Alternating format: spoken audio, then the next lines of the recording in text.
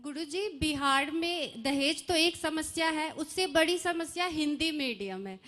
आप कितने भी संस्कारी हो जाओ, लेकिन आप अगर हिंदी मीडियम से हो तो लोग आपको पसंद नहीं करते, इनफैक्ट मतलब शादी नहीं करना चाहते। और अब ये नहीं है कि दहेज बंद हो गया है बिहार में, दहेज ले रहे सब। अब है कि आप जॉब वाली लड़की चाहिए ताकि उनको पूरी लाइफ दहेज मिले। और आप ताली क्यों बजा रहे हैं? ये दुर्भाग्य वाली बात है।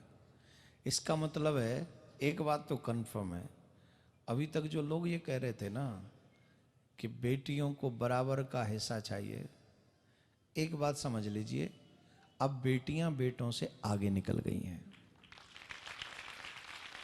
कहीं ना कहीं बेटों को और बेटों के बापों को ये पता चल गया कि हमने तो कंजड़ ही पैदा किया है, ये कुछ नहीं कर सकता, कोई बेटी आएगी वही घर चलाएगी। और दहेज को नया रूप ले लिया है कि हाँ, आप दहेज मत दो, शादी का खर्चा, सॉरी, गहने का खर्चा दे देना, बारात का खर्चा दे देना और जॉब वाली बेटी दे देना। हाँ। सही बात।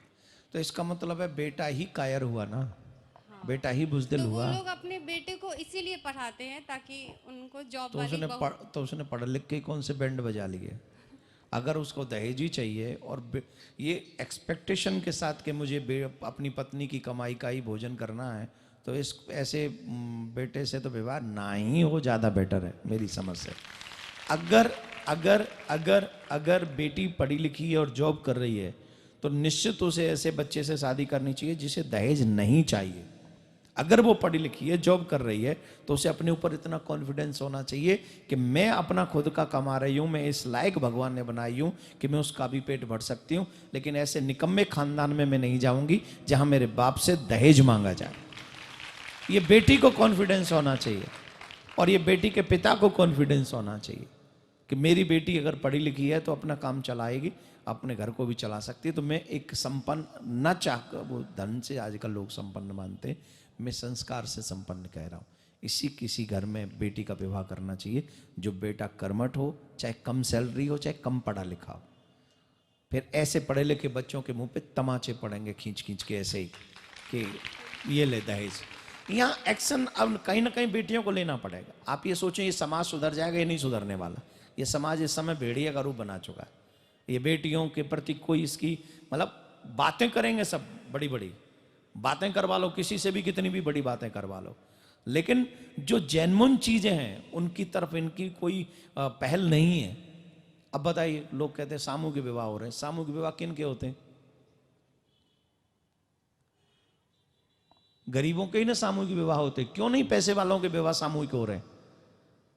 क्यों अमीरों के बच्चों के विवाह सामूहिक जगह पर नहीं होते? बोलिए। फोटो खिंचवाने के लिए गरीब, हालांकि अच्छी बात है, समाज में गरीबों की भी ऐसी सहायता तो कम से कम समाज के लोग करें, पर यह पहल हमें भी करनी चाहिए कि हम अपने बच्चों का विवाह अगर सामूहिक ना करें, कम से कम दहेज तो न लें। मुझे बहुत तकलीफ होती है जब भी कोई बेटी इस बात को कहती है, और मुझे लगता है कई बार तो बेटियां इस विषय में बहुत गुस्सा भी करती हैं, और उनका गुस्सा जायज है, बहुत जायज है। यहाँ पर बेटों को सोचना होगा कि आप अपने माँ बाप के बनाए हुए जबरदस्ती के रूल पे मत जाइए। आप एक बेटी संस्कारी लाइए, और जॉब हो तो उसका भाग्य है, ना भी हो अगर संस्कारी है तो हमें अपने बच्चे को अच्छी पत्नी दिलवानी चाहिए जो संस्कारी हो, संपन्न हो।